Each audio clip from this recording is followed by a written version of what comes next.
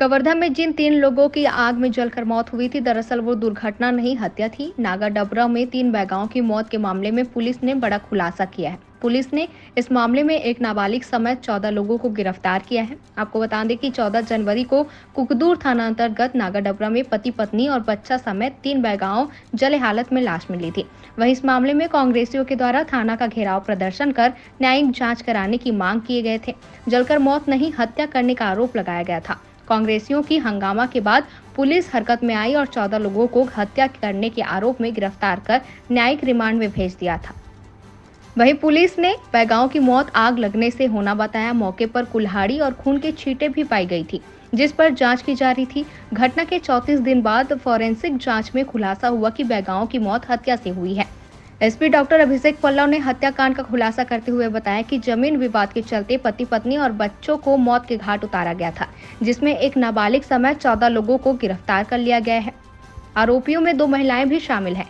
SP doctor Abhishek Pallav ने बताया कि घटना के दिन गांव में छठी का कार्यक्रम था, जिसके बाद जमीन विवाद को लेकर मृतक और आरोपियों के बीच विवाद हुआ। वहीं रात्रि में कुल्हाड़ी से हमला कर बैगाओं की हत्या कर दी गई। घटना को लेकर शुरू से ही संदेह जताया जा रहा था। पुलिस के मुताबिक छठी कार्यक्रम में गांव के सुखसिंह बैगा के घर गया था, जहां पर राजो बाई बैगा और मृतक बुधराम के मध्य जमीन को लेकर विवाद हुआ। उसी दिन सुख सिंह के इसी बात को लेकर खेत में भी दोनों के मध्य विवाद हुआ था। वहीं छठी के घर में बुधराम को बजरू ने बोला था कि तुम हम सब की बात नहीं मानते हो, गाँव के सलाह में नहीं रहते हो, बहुत टिंग टिंग करते हो, आज इसे मार दो। देखिए कवर्धा से डॉक्टर मिर्जा की ये रिपोर्ट। जो मामला आया था, क्या है पूरा मामला, कितने आरोपी पकड़े गए और कारण क्या था इन्हें? 14 जनवरी को नगरा डबरा कुकदूर थाना क्षेत्र में एक गांव है, वहां पर देर रात सुबह जो है 3 पति पत्नी और बच्चे की जली हुई हालत में डेड बॉडी मिली। पत्नी और बच्चे की बॉडी पूरी तरह से जल चुकी थी, हड्डी बन चुकी थी। जो पुरुष की डेड बॉडी थी उसका पोस्टमार्टम कराया गया। उसमें जल के मरने की बाद एंटीमार्टम बर्न आया।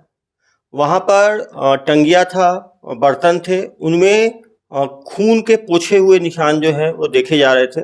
उसको फोरेंसिक एग्जामिनेशन के लिए भेजा गया था। दुर्ग से फोरेंसिक टीम बुलाई गई थी। फोरेंसिक टीम द्वारा प्रथम दृष्टया बताया गया कि छत में आग लगी, छत में आग लगने से लकड़ी गिरने के कारण जल के संभवतः इनकी जान गई होगी। लगातार गांव में ये बात सामने आ रही थी कि छठी में कुछ लड़ाई हुई थी और उसके बाद कुछ गांव वालों ने मिलकर हत्या कर दी होगी, ऐसी बात गांव में चल रही थी। हमने पूछताछ के लिए 6 संदेहियों को बुलाया था, लेकिन उन्होंने उस टाइम नहीं माना था।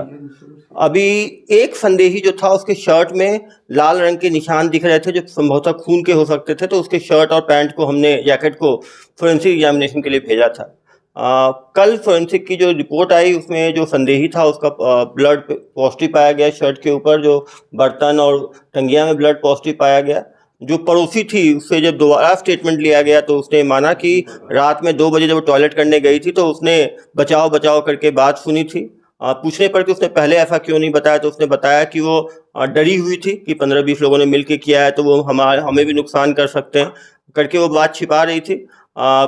वो क्योंकि लगातार नेतागण वहाँ आ रहे थे तो काफ़ी डरा हुआ परिवार था वो।